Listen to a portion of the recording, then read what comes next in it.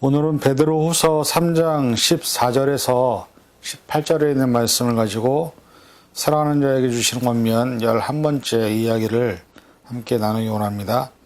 먼저 말씀을 봉독하겠습니다. 그러므로 사랑하는 자들아 너희가 이것을 바라보나니 주 앞에서 점도 없고 흠도 없이 평강 가운데서 나타나기를 힘쓰라. 또 우리 주의 오래 참으심이 구원이 될 줄로 여기라.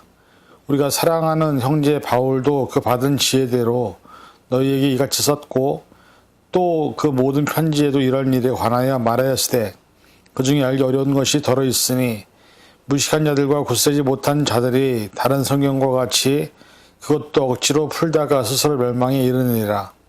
그러므로 사랑하는 자들아 너희가 이것을 미리 알았은즉 무법한 자들의 미혹에 이끌려 너희가 굳센 데서 떨어질까 삼가라.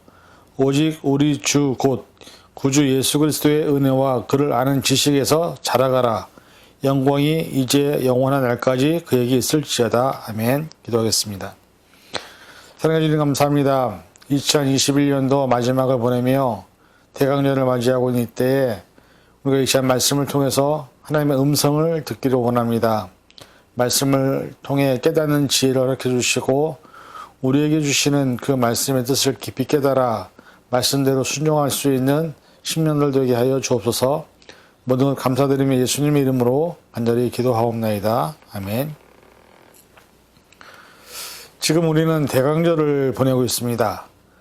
대강절의 의미는 오심 또는 방문을 의미하는 라틴어 아벤투스에서 비롯된 절기로 성탄절 4주 전부터 시작해서 성탄절 이브에 끝나는 절기를 의미합니다. 대강절 동안 우리는 그리스도의 오심을 기대하며 준비합니다. 구세주를 향한 유대인의 갈망과 용서, 구원 및 새로운 시작에 대한 우리의 갈망을 기억하는 시간입니다. 베들레헴의 초라 마구간에서 예수님의 탄생을 축하하고 뒤돌아보면서 또한 그의 탄생으로 인해서 약속된 모든 것이 성취되고 그리스도의 재림을 기대하는 시간을 우리는 기다리고 있습니다.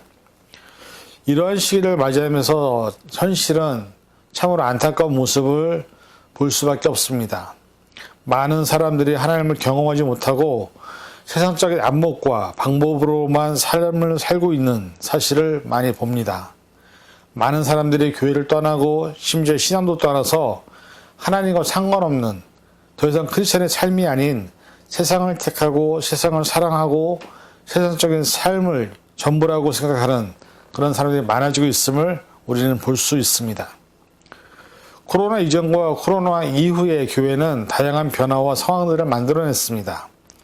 그래서 이제는 더 이상 교회 가지 않아도 온라인의 예배를 통해서 우리가 예배를 본다는 개념이 아마 맞을 겁니다. 예전에는 저희가 예배를 드린다라고 얘기를 했었죠. 그런데 코로나 이전에 예배 시간에는 우리가 교회를 가기 때문에 거기에 맞는 복장 또 거기에 맞는 마음과 생각으로 예배를 드려도 얼마든지 예배 중간에 다른 생각을 또 다른 마음을 품을 때가 있는지 우리가 다 알고 있습니다. 다른 사람의 시선 때문에 그나마 내가 갖고 있었던 마음이나 생각이나 행동을 유지할 수 있었던 것인데 이제는 그럴 필요 없습니다. 온라인으로 예배를 드리고 있으니 복장이 무슨 의미가 있고 또 아예 예배를 안 해도 누가 뭐라고 할 사람도 아무도 없는 시간에 우리는 놓여져 있습니다.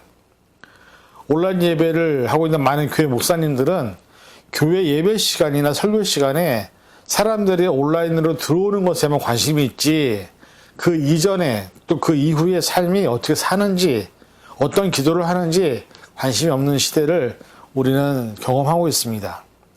예전에 대면으로 만나서 인사를 나누고 같이 식사를 하면서 함께 공감하고 또 각자의 삶의 이야기를 함께 나누고 그렇게 했던 시간이 그리워지는데 이제는 서로 기도해 주지 않아도 사는데 아무 문제가 없고 그 사람이 어떤 문제가 있든지 간에 일단은 우리는 예배 시간만 참여하면 된다라고 하는 그런 모습으로 우리가 코로나 팬데믹 상황을 지내고 있습니다.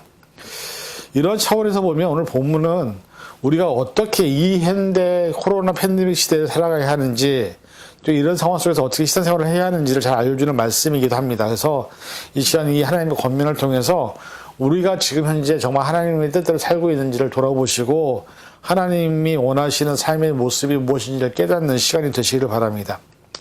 첫 번째로 오늘 말씀해 보니까 주 앞에서 점도 없고 흠도 없이 평강 가운데서 나타나기를 힘쓰라고 하십니다.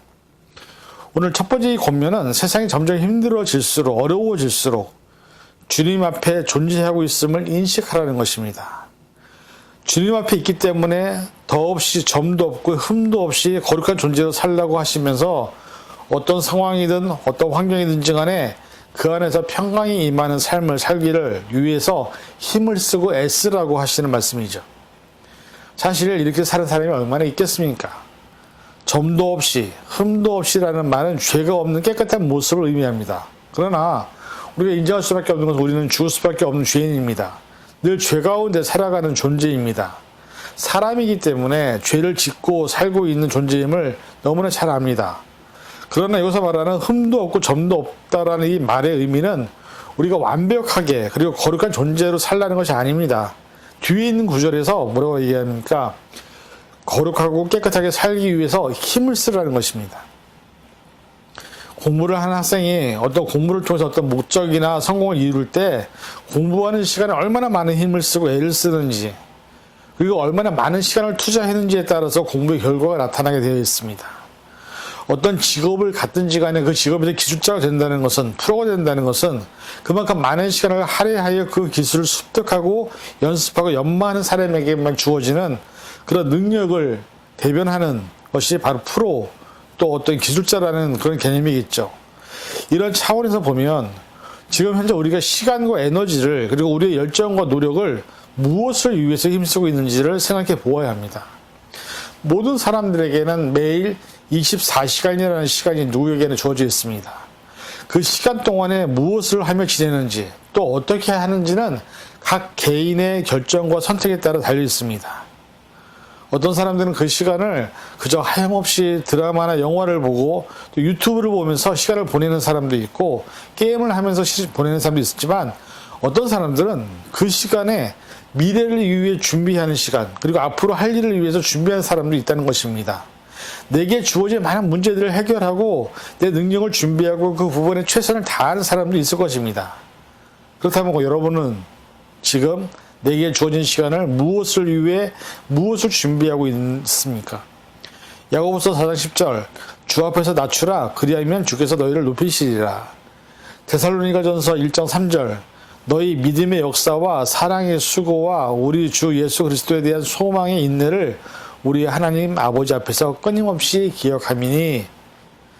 야고보서의 말씀은 우리가 주님 앞에 살아가는 존재임을 인식하라는 겁니다. 그래서 내가 주님 앞에 있기 때문에 늘 겸손하게 나를 낮추라는 말씀을 하시죠. 그럴 때 하나님이 우리를 높이신다고 얘기하십니다.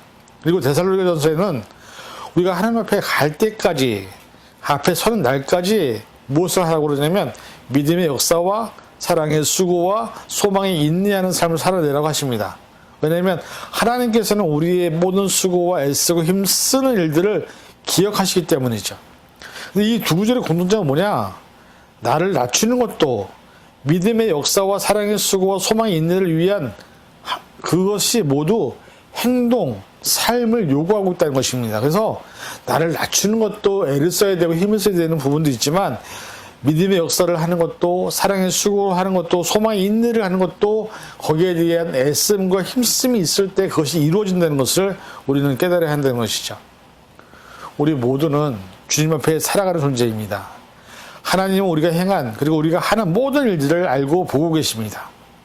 그래서 결국 심판날에 그에 대한 모든 일들을 평가하시고 거기서 양과 염소로 알곡과 가라지로 구분하신다고 말씀합니다. 우리는 매 순간 그리고 오늘 내게 주어진 시간에 최선을 다해서 하나님 앞에 설 때에 부끄럽지 않은 삶을 살기 위해서 준비하고 노력하고 애쓰는 힘쓰는 삶을 살아갈 때에 우리가 하나님께 인정을 받게 된다는 사실을 기억을 하시고 부디 바라는 것은 저와 여러분에게 주어진 시간에 하나님 앞에 서 있다는 사실을 잊지 마시고 하나님께 인정을 받기 위해서 애쓰고 힘쓰는 그런 저와 여러분이 되실 수 있기를 간절히 축원을 드립니다. 둘째는 무법한 자들의 미혹에 이끌려 너희가 굳센 데서 떨어질까 조심하라 하십니다. 세상 말세지 말이 되면 가장 많이 등장하는 무리 중 하나가 거짓 선지자들입니다. 그들은 자신들의 이익과 욕심을 위해서 많은 사람들을 미혹하고 그들의 삶을 무너뜨리는 삶을 살게 합니다. 그리고 하나님과도 멀리 떨어지게 하는 일들을 만들죠. 결국 사람들의 삶을 나락으로 망가뜨리는 삶을 살게 합니다. 왜 이런 현상이 일어날까요?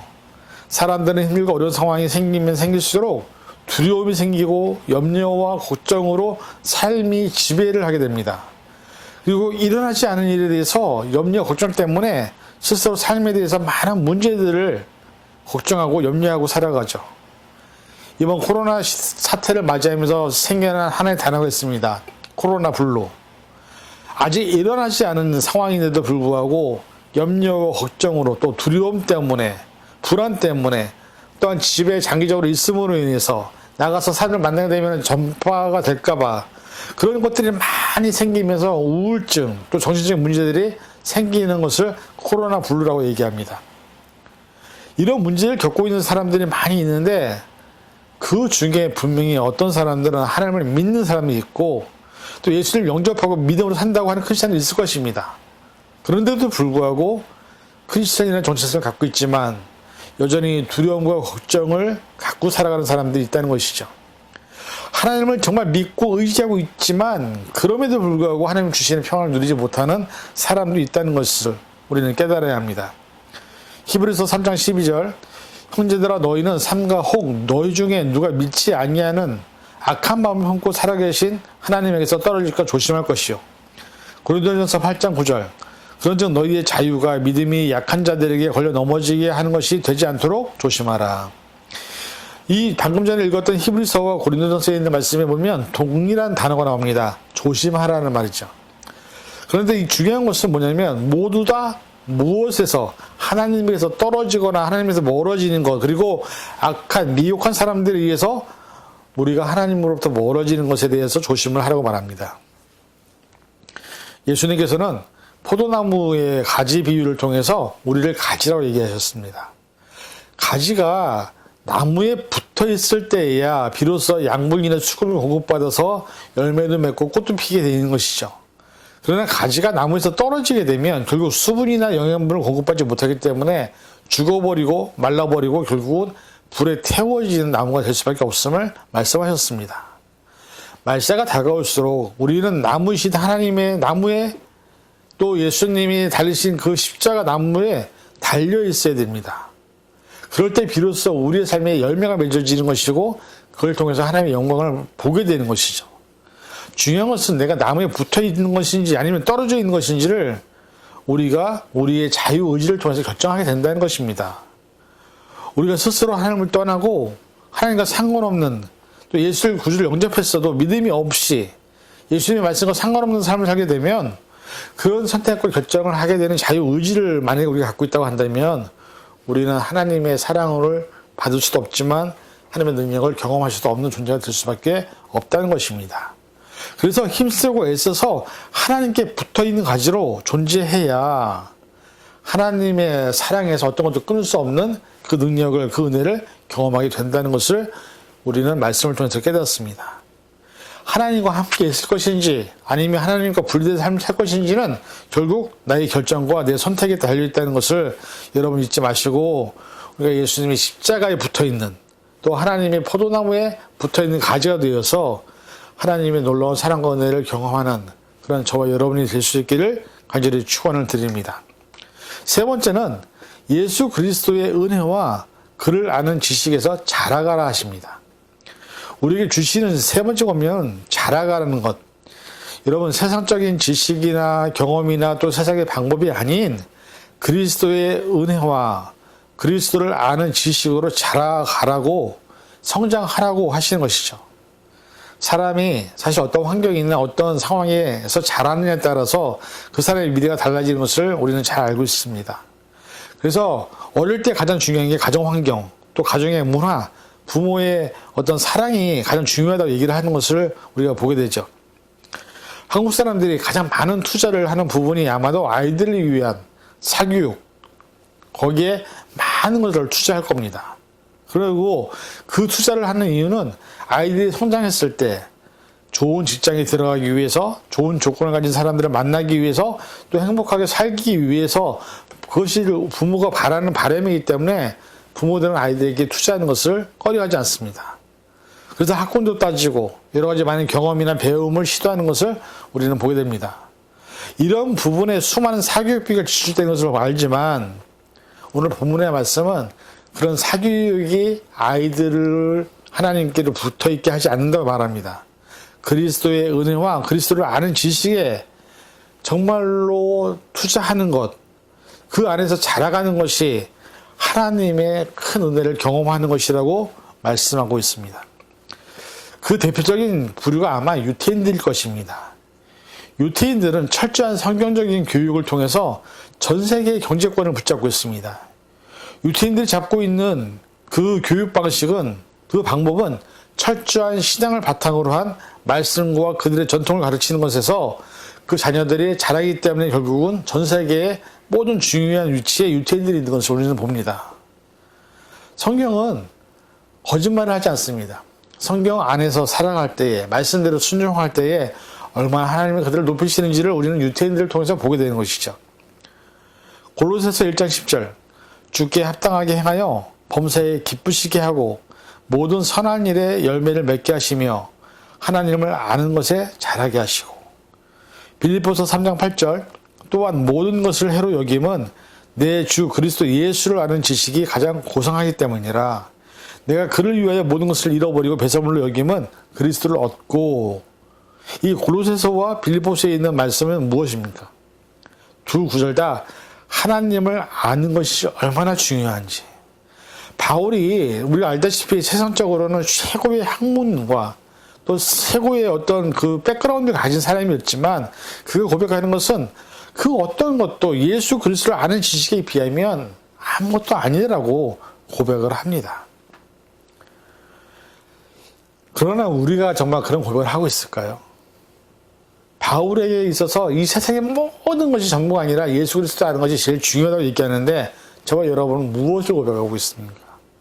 세상에 나가서 좋은 집을 사는 것, 비싼 차를 타고 달리는 것, 또 좋은 어떤 권력이 얻거나 힘을 갖는 것, 많은 사람들의 인정을 받는 것, 이것이 우리에게 가장 중요한 성공의 목표, 또 인생의 성공이라고 말하지 않나요? 우리는 과연 무엇을 바라보고 무엇을 위해 살고 있습니까? 정말 저와 여러분이 예수님 한 분이면 족합니까? 하나님이 함께 하시면 아무것도 필요 없다라고 그렇게 고백할 수 있습니까? 아닙니다. 대부분 많은 믿는 사람들조차도 하나님이 우리 아버지이신 것, 창조주인 것은 고백합니다. 그러나 우리에게가 뭘 얘기하냐면 세상에 살기 위해서는 이것 저것들이 많이 필요하다라고 우리가 기도를 하면서 구하는 것이죠.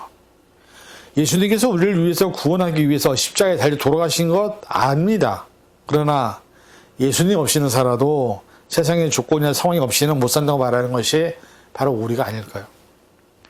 그런 삶을 사는 우리들에게 하나님께서는 그리스도의 은혜와 그리스도를 아는 지식 안에서 살아가고 자라가라고 하십니다. 왜냐하면 이 진리가 우리를 자유케 할 것이고, 우리가 이런 삶을 살 때 하나님의 능력과 은혜를 경험하게 되는 유일한 삶의 길이기 때문입니다. 사실 사람이 자신의 힘으로 무엇인가 이루고 만들어간다는 것은 매우 어려운 일입니다. 만약 이 세상에 존재하는 모든 사람들이 자기가 원하는 대로, 자기가 바라는 대로 삶을 살았다고 한다면 누구도 가난한 사람 아무도 없을 겁니다. 누구도 병든 사람 아무도 없을 겁니다. 모두가 부자 되고 모두가 풍성하게 살고 모두가 행복할 겁니다. 그러나 내 뜻대로 내 마음대로 안 되는 것이 인생이죠. 그리고 내가 태어난, 내가 자라나는 환경, 내게 주어진 상황, 이것이 내가 원하는 상황에 안 태어날 때도 있습니다. 나라마다 다 틀리기 때문에.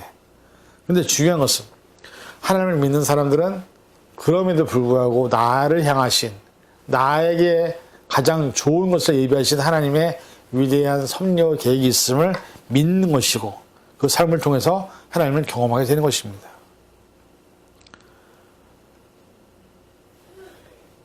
우리가 세상을 살면서 사실 어떻게 보면 너무나도 어려운 시간을 보내고 있습니다. 그러나 중요한 것은 우리가 바라는 공통의 한 가지는 있을 거라고 생각합니다. 모두가 일상의 회복이 언젠가는 다시 회복될 것을 소망하겠죠. 그 삶 가운데서도 우리가 잊지 말아야 될 것은 하나님 한 분만으로 만족할 수 있느냐, 예수의 십자가만 있으면 되느냐, 이 부분의 고백이 우리가 정말 그 고백을 하고 있는지를 우리에게 자문해야 될 것입니다. 오늘 본문에 있는 이 세 가지 권면은 어쩌면 지금 이 시대를 살고 있는 우리들에게 가장 적절한 권면이 아닌가 생각합니다. 오늘 이 시간 저와 여러분들이 예수님 한 분만으로, 하나님 한 분만으로 나는 만족하다는 고백이 있기를 바랍니다. 그리고 하나님 안에서 그리스도를 아는 지식 안에서 자라나가고 성장해 나가시기를 바랍니다. 그리고 우리의 삶에 있어서 미혹하는 영들의 그런 것들을 따라가지 마시고 정말 하나님 안에서 하나님의 은혜를 경험하는 믿음들이 되셔서 이 대강절에 예수 그리스도가 오심을 간절히 기대했던 메시아 대망사상을 바랬던 그들의 신앙의 그 선조들의 믿음을 따라 우리가 살아가는 그런 믿음이 될 수 있기를 주님의 이름으로 간절히 축원을 드립니다. 기도하겠습니다.